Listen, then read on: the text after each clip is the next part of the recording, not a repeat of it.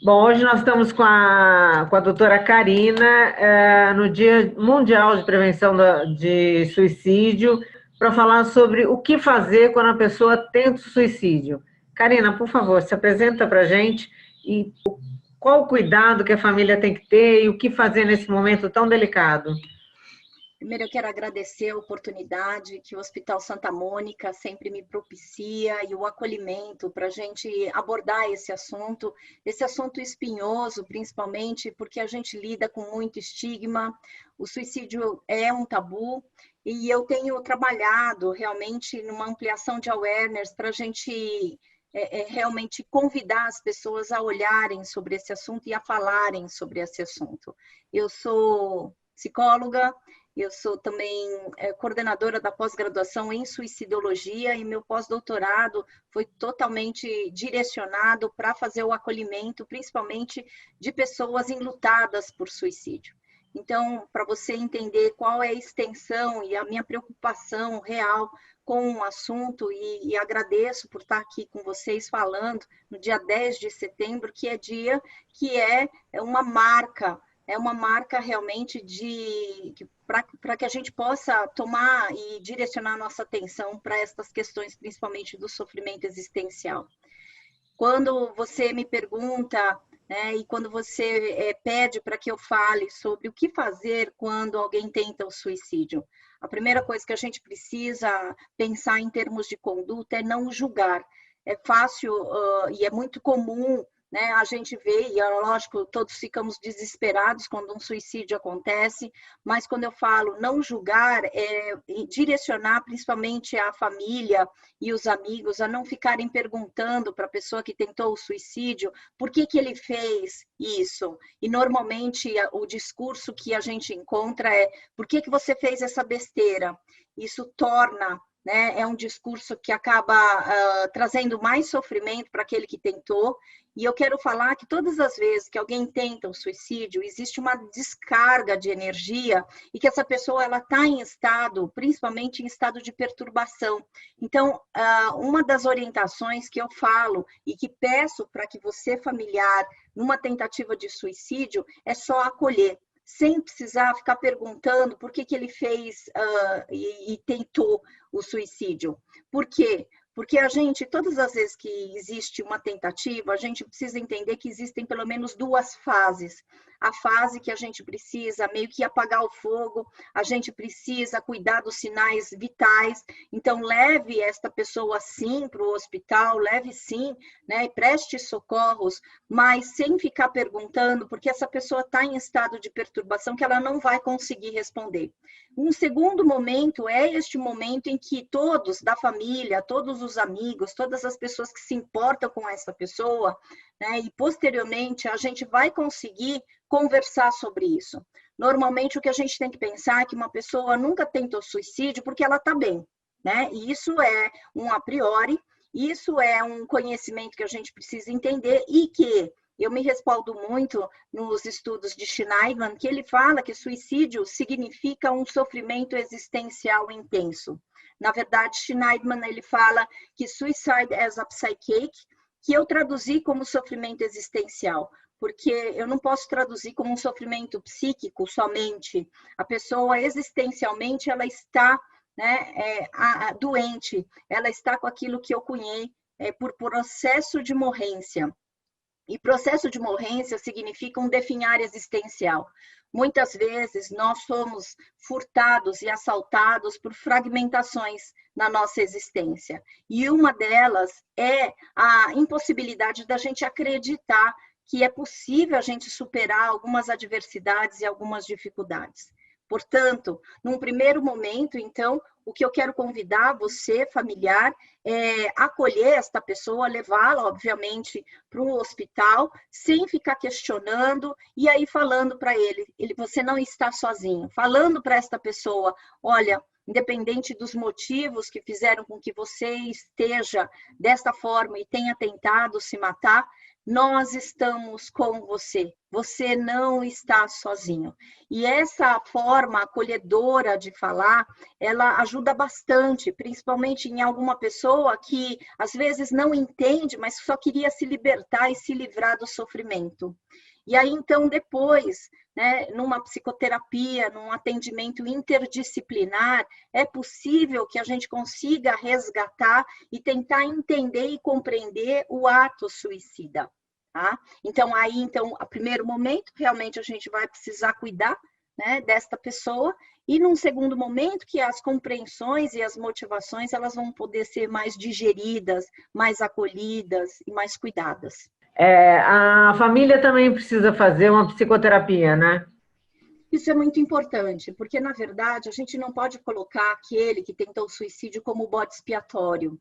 Eu não estou falando que toda pessoa e toda família tem uma função, né, tem uma disfuncionalidade, mas é importante porque existem muitas desarmonias relacionais. E aquele que tenta o suicídio, muitas vezes expressa e comunica uma disfunção, uma dificuldade realmente em lidar, né, com os conflitos, em lidar com as adversidades e com os problemas.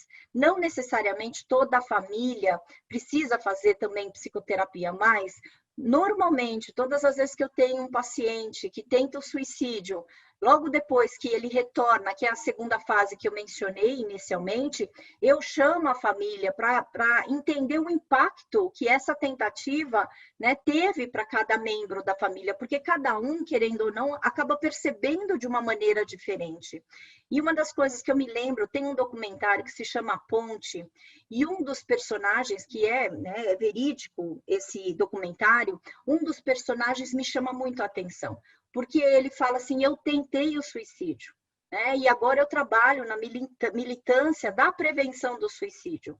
E uma das coisas que eu mais tenho dificuldade é tirar o estigma e convencer os meus pais que eu não vou tentar novamente. Eu encontrei a vida, eu fui salvo, eu pude ressignificar minha vida e minha história, mas fazer com que os meus pais acreditem que eu não vou tentar mais me matar tem sido um outro desafio. E isso acontece, isso também é muito comum, até pela preservação da família, até pelo amor que a gente sente por quem tentou o suicídio, isso é muito comum.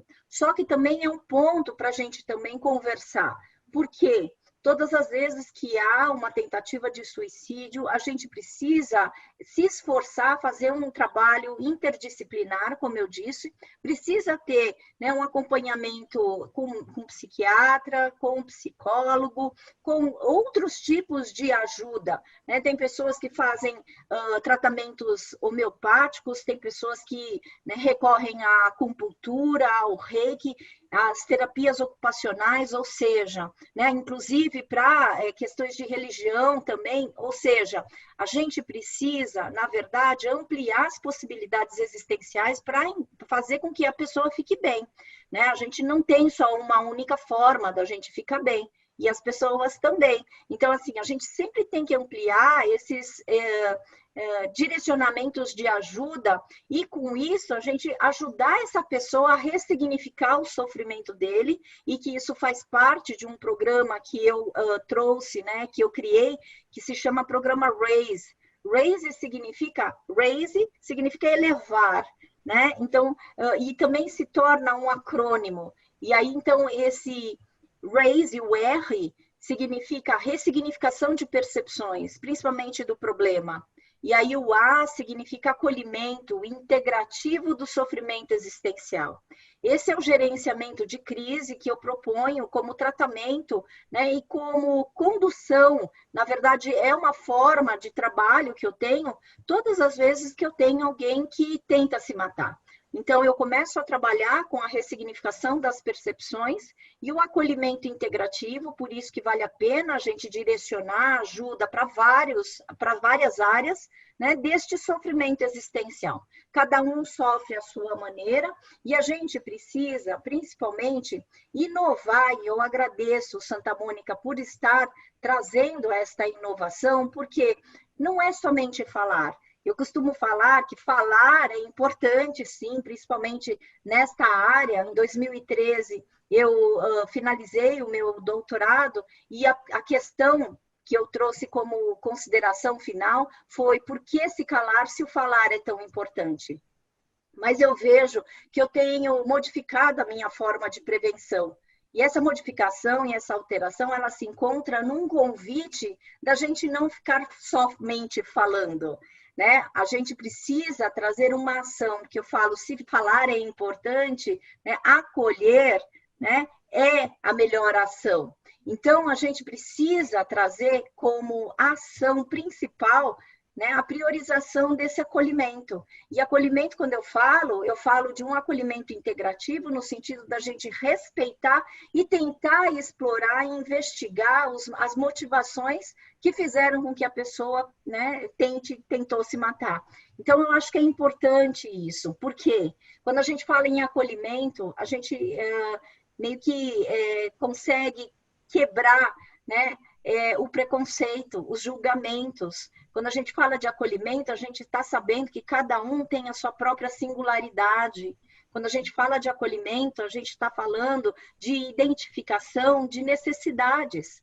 E cada um tem a sua própria necessidade e a gente precisa entender o que provoca sofrimento nesta pessoa. O que você atribui a esse aumento considerável no número de suicídios, principalmente entre jovens, entre 15 e 29 anos? A gente teve, né? Na verdade, a gente tem duas faixas de desenvolvimento bastante, né, que a gente precisa tomar bastante atenção. Né? Uma são os idosos e a outra é essa faixa etária dos adolescentes. Eu acho que tem várias razões aí, se a gente entender. Primeiro, que a gente tem que pensar que o suicídio é multifatorial. Segundo, que a gente também tem que considerar que os adolescentes, muito mais antes, eles estavam com uma dificuldade enorme de se comunicar. Né? Agora, quando eu falo agora, a gente tem adolescentes que a gente também, adulto, tem o privilégio de estar perto. Né? Então, acho que com o advento da pandemia, a gente teve mais condições de estar mais próximo dos nossos adolescentes. Não estou falando que somente seja isso, mas eu acho que teve uma modificação também. E aí, os adolescentes pareciam que eles estavam gritando principalmente por socorro, por comunicação. E mesmo quando a gente tentava se comunicar e se aproximava, eles não nos permitiam. Mas eu entendo assim que antigamente, né, quando eu falo antigamente, olha só que interessante, né? Antes pandemia, a gente estava numa preocupação de trazer os nossos adolescentes muito mais para um mundo real do que um mundo virtual. Hoje em dia, nós adultos precisamos, né? A gente precisou também inovar. Então, por isso que eu falo antigamente, porque agora eu entendo que a linguagem entre adultos e adolescentes ela está um pouco mais compreensiva, porque nós, adultos, precisamos, inclusive, né, nos comunicarmos, né, pela internet. Aqui a gente está, né, fazendo, né, essa gravação pela internet, utilizando esta linguagem. Então, hoje em dia, não destoa tanto como antes destoava. Antes existia até um certo incômodo, quando um adolescente ficava 24 horas na frente da telinha, na frente de um computador. Hoje em dia, a gente não pode fazer isso. Então, eu acredito que a prevenção, principalmente da adolescência, em relação aos comportamentos autodestrutivos, mudou. Porque antigamente também eu falava, olha, observa o isolamento. Agora está todo mundo... Todos nós tivemos que lidar com isolamento. Olha, observa. Então, assim, hoje em dia, eu tenho direcionado a atenção e dado orientações. Observem agora, a gente tem mais chance de estar mais perto dos nossos adolescentes, isso é fato. E observem se dentro de casa eles começam a apresentar um certo isolamento e uma certa anedonia, uma falta de interesse pelas atividades, inclusive, que acontecem dentro de casa. né? Então, assim, a orientação tem sido diferente. Alguns casos que antes não eram diagnosticados, durante a pandemia a gente viu um boom de pessoas procurando, né? Pais procurando os psiquiatras, procurando os psicoterapeutas, porque foram ativados vários processos ansiógenos e alguns transtornos precisaram serem vistos. Isso eu acho também interessante. Um outro ponto, eu também tenho dados de pessoas que eu trabalho na saúde, então, assim, alguns lugares falaram para mim, Karina, mas tem sido tão interessante porque alguns adolescentes que antes se cortavam, não se cortam mais. Isso eu achei bastante interessante, porque eles não poderiam ir no hospital. Então, houve também uma mudança que a gente precisa considerar, com a questão do isolamento, com a questão de que a gente não podia ir para os hospitais, houve, de uma certa maneira, não estou falando todo mundo, mas assim, houve um grupo que começou a acionar o instinto de sobrevivência, porque se tentasse o suicídio, não poderia ser socorrido, né? E se fosse para ser socorrido, correria o risco também de pegar o Covid-19. Então, houve muita mudança na maneira da gente fazer também essa prevenção. Por isso que eu acho que é importante a gente estar sempre atento e sempre se atualizando em relação ao significado do sofrimento deste adolescente. E aí sempre partir para a conversa, abrir espaços para que você, inclusive, porque o adolescente é muito monossilábico. Quando você pergunta se você está bem, ele fala, tô, né? Então, assim, talvez se você contar, você pai ou mãe, contar alguma coisa do seu dia a dia, sobre a sua rotina, sobre as suas dificuldades, é uma possibilidade de você abrir espaço para esse diálogo. Então, cria um canal, né? Cria um canal de leitura do diálogo. Então, acho que isso é bastante bacana, porque você viu que até a maneira como eu trabalhava com a prevenção com os adolescentes tem mudado, né? Então, assim, hoje em dia, eu tenho feito algumas palestras, principalmente em escolas, com os adolescentes, que, como eles têm uma linguagem mais fácil, né, pelo computador, eles preferem não usar a câmera, e eu tenho respeitado muito essa condição, e eles preferem falar sem se mostrar, e que também tem sido interessante, porque para aquele que tinha dificuldade social, para aquele que sofria por bullying, né, no tete-a-tete, a pandemia, ela mudou também, porque ele não precisou mais enfrentar socialmente os conflitos e encarar as desarmonias relacionais. Então, você percebe, Cristina, como é que a gente teve essa mudança e a gente teve que se atualizar, nós, profissionais da prevenção do suicídio, do comportamento suicida e dos processos autodestrutivos, a gente teve que também se acolher, porque a gente tem que se virar nos 30 e acolher esta singularidade que foi se configurando de uma forma diferente. Mas eu sinto que muitos sentem esse isolamento também, né? Por outro lado, de não estar com os amigos, de não poder sair, de não poder estar junto. Então, eles também têm esse lado de estarem sentindo esse isolamento de uma forma mais... de não estar na escola, por exemplo, né? De não, como tem a turma que já tinha problema e, com isso, trouxe o alívio de não estar na escola... Os outros que estavam levando uma vida normal sentiram essa ausência, né, de estar próximo dos amigos, de conversar, né, porque é diferente você estar conversando com os amigos de estar conversando com seus pais, por exemplo, né, é uma realidade. Mas você sabe que eu acho que a grande vantagem, se é que existe alguma vantagem em todo esse caos que a gente tem vivido, é a possibilidade, primeiro, de uma integração maior familiar, tá? E também do adolescente descobrir como se autogerenciar no próprio tédio. E isso é uma coisa que eu vejo que se transformou, porque antigamente, né, para passar o tempo de um adolescente, eles eram muito mais exigentes. E a gente, adulto, a gente conseguiu entender um pouquinho melhor, porque a gente também foi obrigado a gerenciar o nosso tédio. Então, a gente também foi obrigado a gerenciar esse isolamento e essa falta, né, de interação social tete a tete. Aí, então, isso que é importante a gente salientar. Os adolescentes e nós, adultos, e as crianças estão entendendo que é muito diferente você ter um distanciamento social e um distanciamento físico.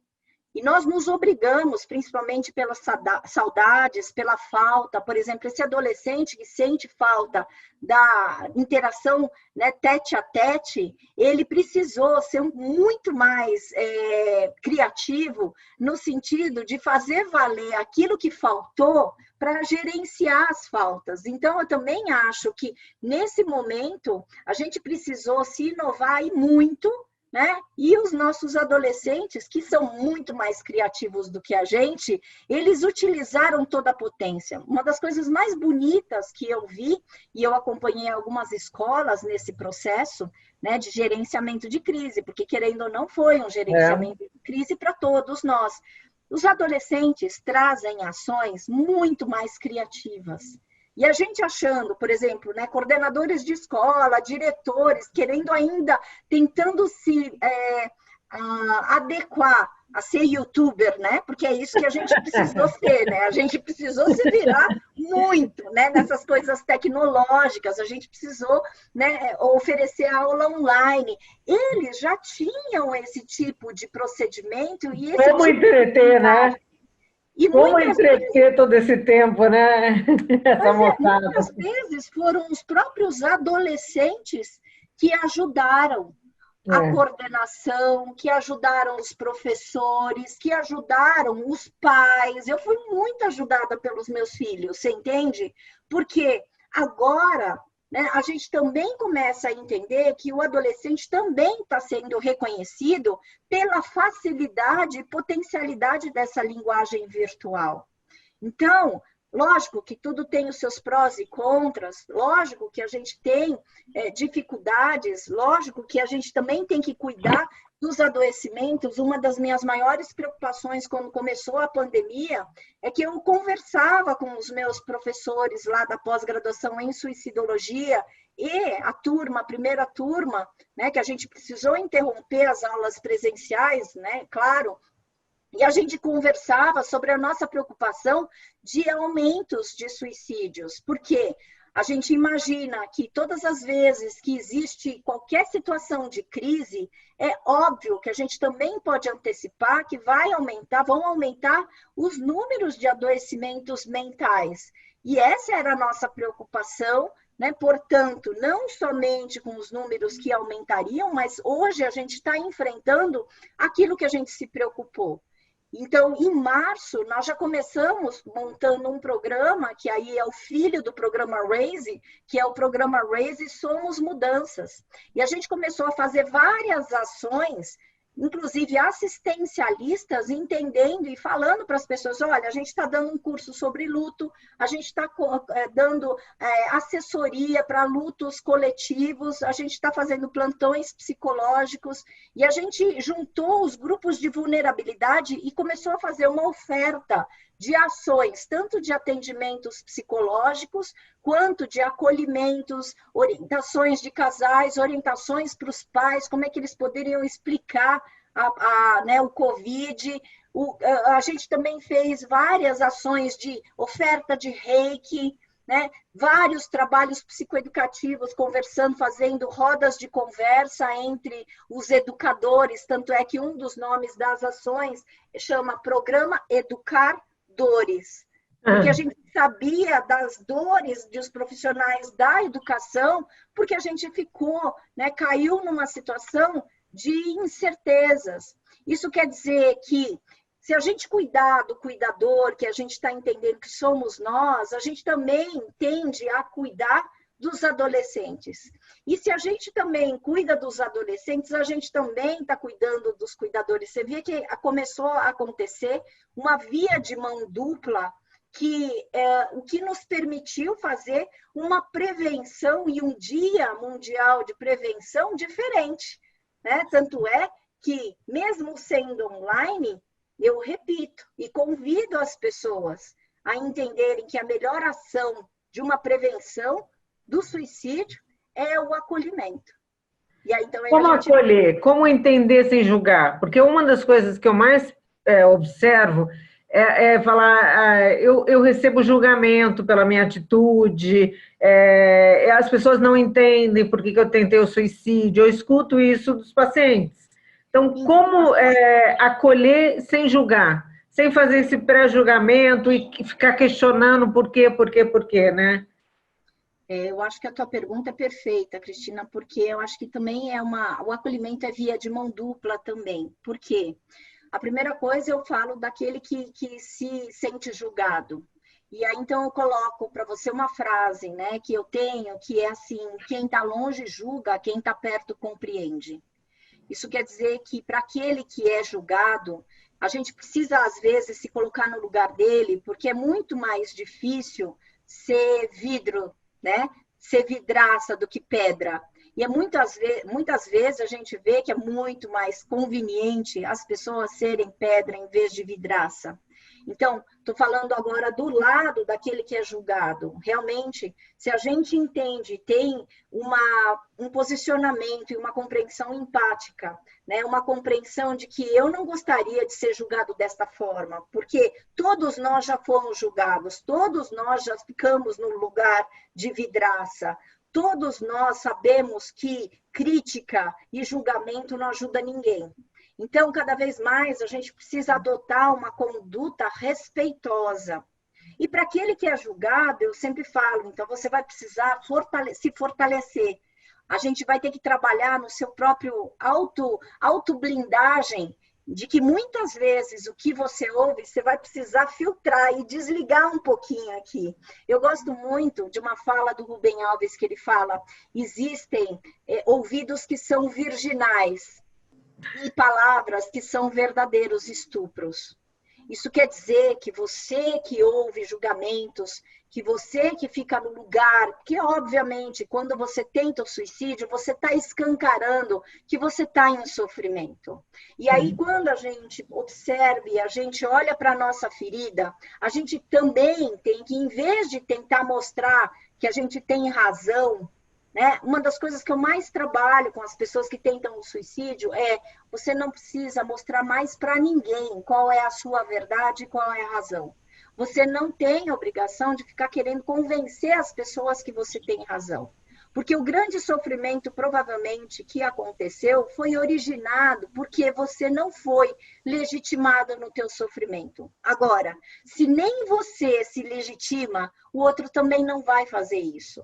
Né? Ou seja, o autocuidado, a alta preservação e o autorrespeito, ele precisa ser, né, condição número 1 para aquele que tentou o suicídio. Por quê? Ele vai ter que aprender a ressignificar as próprias percepções e ele vai ter que se autogerenciar no sentido dele se fortalecer e se deixar mais forte mesmo para que ele possa receber ataques, né, e ele não se sinta tão vulnerável e tão à mercê dos julgamentos alheios, que a gente fica fraco mesmo. Quando a gente tem essa ideia de que a morte seria uma possibilidade, é como se a gente estivesse definhando existencialmente. E lembra que eu falei que uma das fragmentações que a gente tem é a falta de credibilidade no nosso próprio potencial. Quem de nós já não passou por situações que a gente falou: nossa, eu não vou acreditar, eu não acredito que eu vou passar por isso. Né? Então, eu vivo existencialmente aquilo que eu nomeio como um tsunami. E a gente viver um tsunami, né? Na verdade, a gente fica em fragmentos, em frangalhos. E o que a gente precisa fazer? Né? Ajudar as pessoas a se fortalecerem existencialmente, para que elas possam, né, um dia, quem sabe, esse tem sido o meu trabalho de acolhimento, para que ela possa falar: eu passei por essa situação. Isso quer dizer que eu não sou fraco, não. Isso quer dizer que eu consigo lidar com algumas adversidades, inclusive se eu já lidei com aquele momento em que eu pensei que a morte seria a melhor solução, né? Eu já consegui suportar isso. E quando a gente consegue se dar essa ideia de que, nossa, olha só, não sou fraco, não, você consegue enfrentar, inclusive, os julgamentos alheios. Então, você entende que a gente tem que fazer um trabalho, e eu gosto muito dessa ideia, de ajudar as pessoas a acreditarem no potencial, porque cada um veio com uma missão. E se cada um de nós viemos com uma missão diferente, né, nós precisamos ajudar as pessoas a confiarem nessa missão. Eu acho muito bacana, né? Eu sinto eu tenho uma sensação, por exemplo, às vezes eu vejo algumas pessoas falando de estarem com ideação suicida, de estarem depressão, pessoas que têm uma vida profissional, têm uma vida familiar, têm filhos, e elas se julgam também por isso, por ter tudo isso, e ao mesmo tempo estar nessa situação, estar com depressão. E aí se oferece, por que não participa de um grupo de apoio que a gente tem, é gratuito, vai lá, participa, né? É uma forma de te ajudar, de repensar alguns conceitos, algumas questões que podem estar te atrapalhando. E eu sinto que as pessoas têm um entrave aí, né? De buscar essa ajuda. Por que isso acontece, né? Por que tem essa... Ao mesmo tempo que eu estou me sentindo lá embaixo, que eu não estou me sentindo com força de lutar, quando alguém te oferece alguma coisa, você tem dificuldade de pegar. Eu não sei se eu estou me fazendo compreender. Veja se é isso. Normalmente, quando a gente se machuca, a tendência é a gente se afastar, porque a gente não quer ser machucado, e isso é um instinto de sobrevivência. Fera ferida é aquela que se machucou um dia e começa a generalizar, que não pode contar com a ajuda de outra pessoa. E aí a pessoa começa a desenvolver, até como momento de preservação, ela começa a desenvolver a ideia de que ela precisa se tornar autossuficiente. E é muito comum as pessoas, principalmente, que foram feridas, e quem de nós não foi, né, Cristina? Quando se machucou, quando teve uma decepção relacional, quando se frustrou nas próprias expectativas com o outro e consigo, né? É muito comum eu ver pessoas que se tornam acuadas e isoladas, acreditando que ninguém mais vai ajudar. Eu gosto muito daquele ditado popular que fala que cachorro que é mordido por cobra tem medo de linguiça. A gente não é cachorro, né? Mas a gente que sofre por necessidade de preservação, a gente começa a trazer várias generalizações aqui. Quando eu falo aqui, a nossa mente, a nossa imaginação, ela pode ser nosso pior inimigo, porque ela faz de uma situação que a gente poderia ter medo ser transformado em pânico. E aí, então, muitas vezes, quando a gente está com o coração bem machucadinho, a gente se torna cético, que a gente pode contar e pedir ajuda para um outro. E aí, então, é isso que vai acontecendo quando a gente se sente agredido, violentado e abusado. Muitas vezes eu tenho acompanhado pessoas que foram violentadas e abusadas. Então, isso é um jeito mais crônico de lidar com a agressividade. Uma coisa é eu te agredir, a outra coisa é eu te abusar, né? Então, quer dizer, a fronteira foi totalmente, né, quebrada, desrespeitada. Então, aquele que principalmente se sentiu violentado e abusado é aquele que mais vai precisar de um tempo, né, meio acuado, meio isolado, para tomar fôlego, porque senão a pessoa fica em carne viva. E aí, então, muitas vezes eu começo a ver pessoas que começam a acreditar que ou tem que dar conta de tudo sozinha, né? Então, assim... Carregar um pouco nas costas. E começa a colocar todo mundo nas costas, e o mundo é muito pesado, é muito grandão, né? E começa a ser cruel consigo. E aí, então, a gente começa a ver uma complexidade de comportamentos autodestrutivos, como você bem falou. A gente começa a achar que a gente, primeiro, tem que carregar o mundo nas costas, que a gente está sozinho e que não tem mais esperança. Então, a gente começa a generalizar que todo tipo de ajuda vai ser inócuo, vai ser, né, não vai adiantar. E aí, eu gosto muito de um filme que eu sempre falo, que é As Vantagens de Ser Invisível. E é um filme de um moço que vive, né, o suicídio, né, sofre pelo impacto do suicídio do melhor amigo.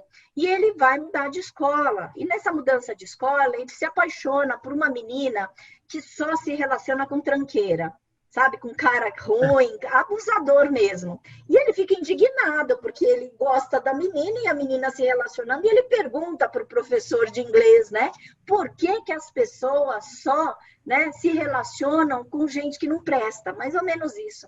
E aí o professor de inglês fala assim, porque a gente só aceita o amor que a gente acha que merece. Difícil isso. É isso.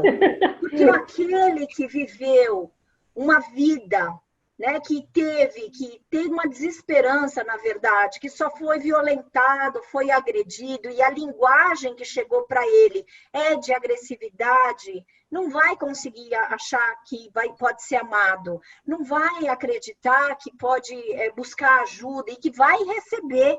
Por quê? Como uma manutenção dessa autopreservação para não se frustrar mais, acaba acreditando que o amor não serve para ele.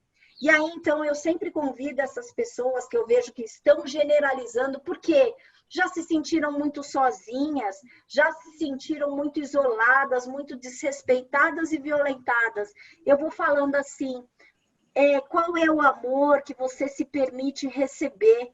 E a gente vai de pouquinho em pouquinho tentando, né, ajudar essa pessoa a se fortalecer naquilo que ela aceita ser nutrida, naquilo que ela consegue aceitar. E é isso, a gente só aceita o amor que a gente acha que merece, e muitas vezes o que a gente tem que trabalhar com essas pessoas é uma frase que eu falei para mim quando eu adoeci da inflamação cerebral. Como é que eu vou aceitar o luxo se eu só aceitei lixo? Você vê que é um trabalho de ressignificação que a gente tem que ter e de aceitação.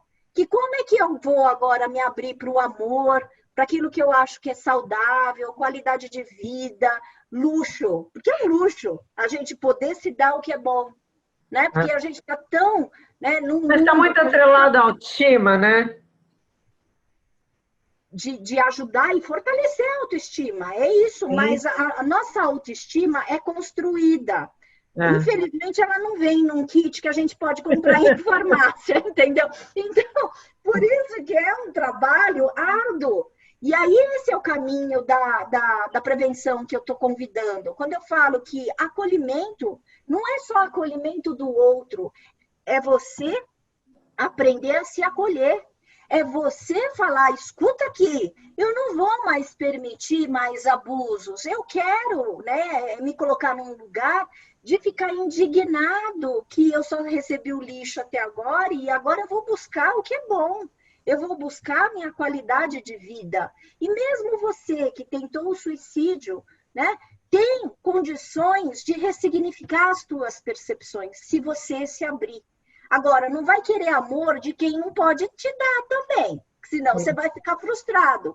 Vai, né, buscar ajuda, né, para aquelas pessoas que podem te trazer uma diferença na maneira de tratativa. Porque muitas vezes, infelizmente, a gente se acostuma com o que é ruim.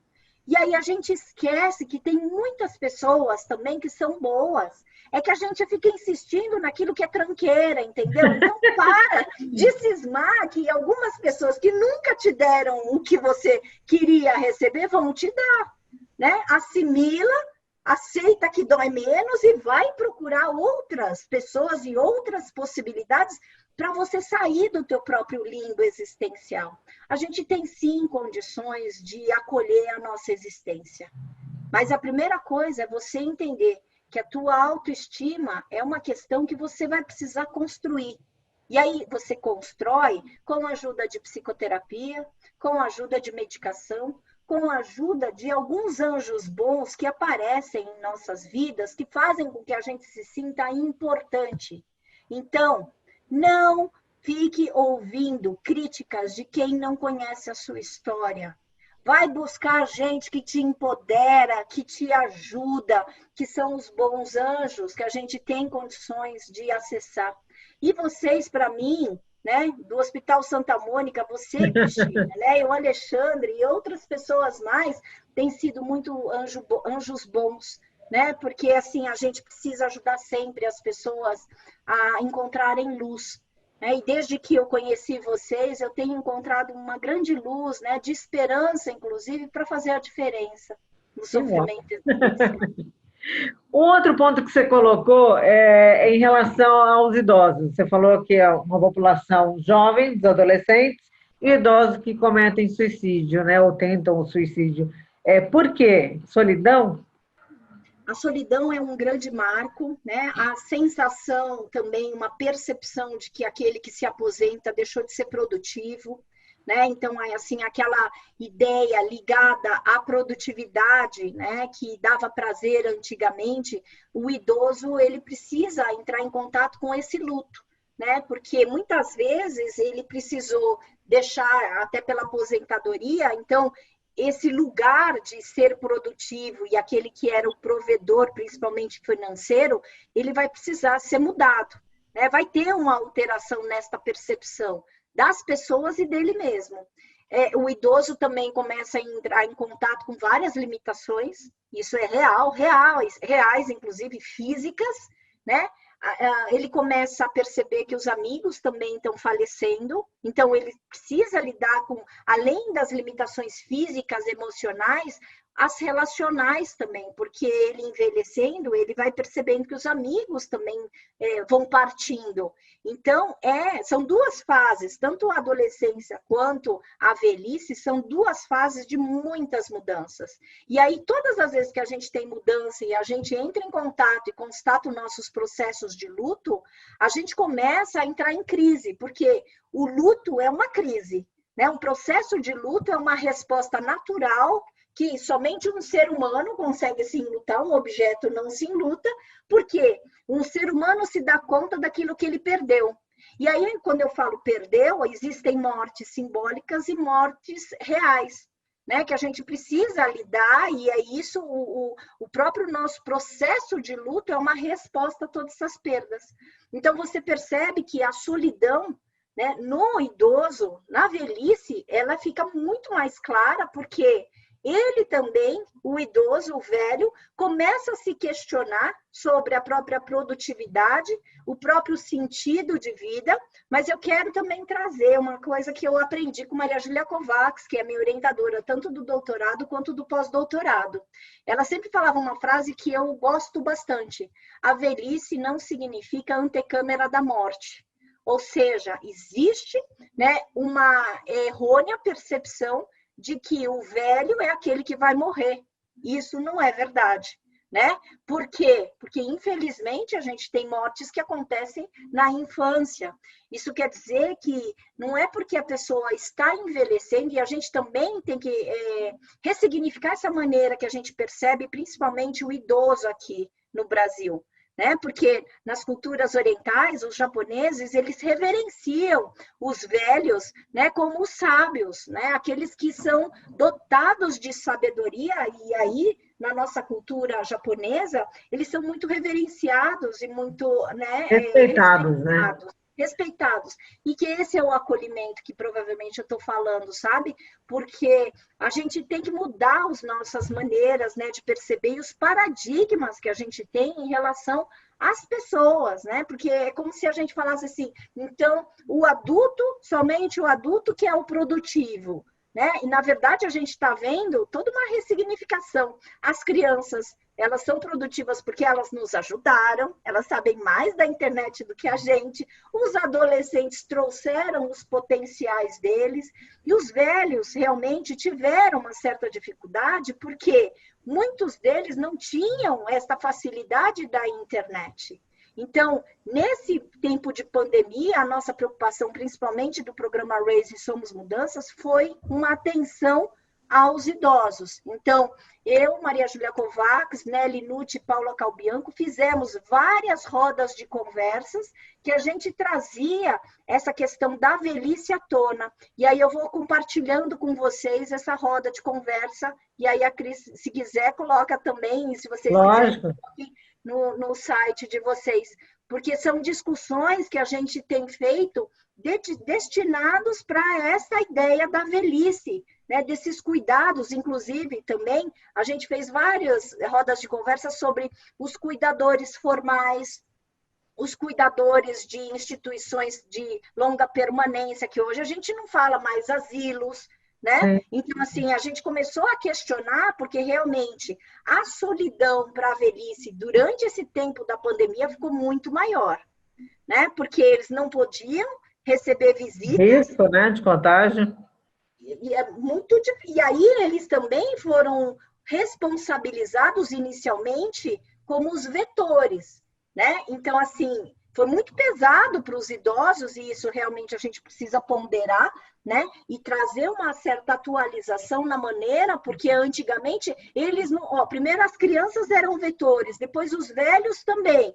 Quer dizer, a gente está vivendo uma situação de incerteza que quanto mais a gente buscar culpados, menos a gente vai contribuir para o outro, né? Então, quando você me traz essa questão da velhice, realmente é uma das coisas que o velho, envelhecer aqui no Brasil não tem sido muito fácil, né?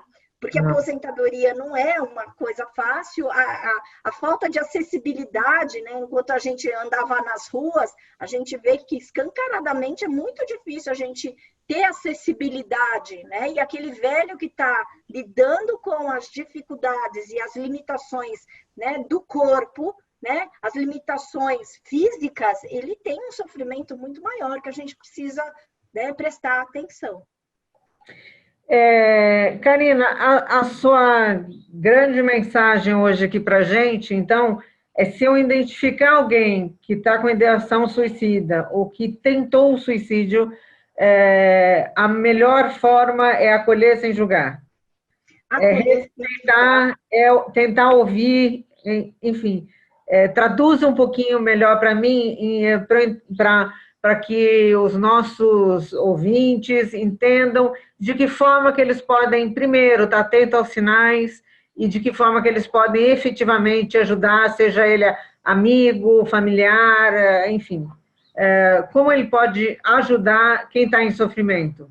A primeira coisa é não ficar, isso é um desafio, a gente não ficar perguntando por que ele tentou o suicídio.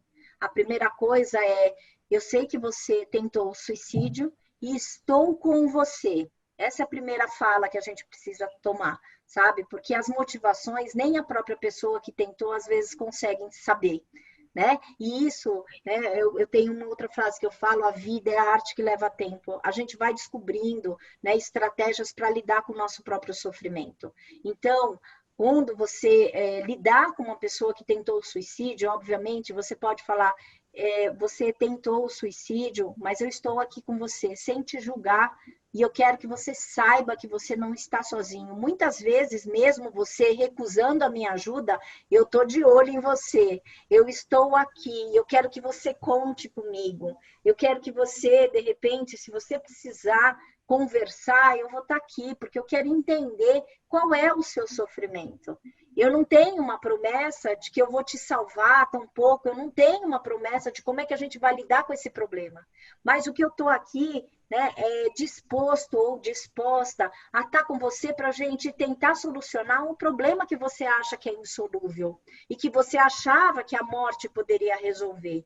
Escuta, tudo tem um jeito, né? Eu tenho um mantra que eu falo: se tem vida, tem jeito. Então você está vivo. E muitas vezes as pessoas se lamentam por estarem vivos. E eu falo: olha, eu quero que você saiba o quanto importante você é para mim e para minha vida. Eu quero que você saiba que eu não tenho condições de ficar 24 horas, porque eu não sou onipresente, mas eu quero que você saiba que, na medida do possível, eu vou tentar estar com você. Né? E se você não puder contar comigo e eu não tiver disponibilidade nesse momento, vamos procurar ampliar as pessoas com quem você pode confiar e que você pode desabafar. Muitas vezes eu tenho essa crença também: quem não explode, implode. Então a gente precisa encontrar várias maneiras de escoamento. E aí eu não me coloco como a única pessoa de escoamento, sabe? Eu não me coloco como onipresente e onipotente, mas eu falo: eu te entendo como uma pessoa muito amada por mim. Então eu quero que você saiba que, se depender de mim, naquilo que eu puder te oferecer e quando eu puder também, eu quero te ajudar. Agora você tem que fazer um pacto comigo. Me ajuda a te ajudar.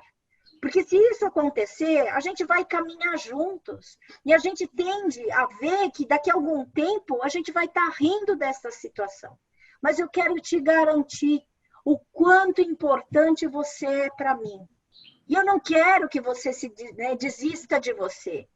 Eu só vou desistir, e aí muitas vezes as pessoas falam, mas eu não tenho esperança. Aí eu falo, eu empresto a minha, mas depois eu pego de volta. Você entende? Porque a ideia, a gente tá nessa caminhada que não é fácil, viver não é fácil, né? Mas se a gente ainda está vivo, a gente precisa descobrir um jeito da gente deixar, né, a nossa existência de uma forma tão digna, para que no momento da nossa morte, quando for acontecer, porque vai acontecer para todos, a gente deixa saudades, né? E as saudades que a gente vai deixar é esse legado da maneira como a gente enfrenta os nossos problemas, da maneira como a gente encara as nossas dificuldades. Esse é o teu legado. Você nunca pode esquecer que você é uma história, né? Uma longa história que faz sentido, você não está aqui nessa existência por acaso, né? Mesmo que você não tenha descoberto qual a tua missão, vai vir daqui a algum tempo. Mas você tem que se dar a oportunidade de amar, deixar que o amor apareça em você e, principalmente, de você descobrir o que significa amor próprio. E aí, então, você vai aprender a, né, transformar o que eu chamo de extrair flor de pedras, que é transformar dor em amor. Se dá essa chance, minha gente. Então, tanto aquele que é um familiar, que se encontra em desespero por ter alguém que ama, né, que está tentando o suicídio, quanto aquele que tentou o suicídio, né, a ideia é que juntos somos mais fortes. A ideia é que a gente precisa fazer esse acolhimento sem este julgamento. E o que significa não julgar? Significa respeitar que a pessoa está tão em carne viva que ela não vai conseguir te responder. Mas pouco interessa o porquê que ela tentou. O que mais interessa é ela estar assegurada de que ela não está sozinha nessa situação difícil. Agradeço demais você, como sempre, fantástica. Olha, eu adoro vocês, né? Eu gosto muito e eu tive o privilégio de conhecer o hospital agora, né, presencialmente. Então, assim, mais do que nunca, eu tenho vocês como um locus de acolhimento e de pertencimento. E eu que te agradeço, Cris, pelo primeiro momento que você apareceu na minha vida, querida. Imagina, eu que te agradeço por tudo e por estar passando nesse Setembro Amarelo uma mensagem de otimismo e de apoio para quem está nesse momento aí de angústia, de aflição, e orientando as pessoas de como ajudar, né? Qual é o teu papel nesse momento tão difícil de alguém que você gosta, né? Sem julgamento e com muita força. Karina, muito obrigada de coração pela sua mensagem, te agradeço e espero contar com você mais vezes aqui, tá bom? Conte comigo. Obrigada. Obrigada, querida. Tchau, tchau.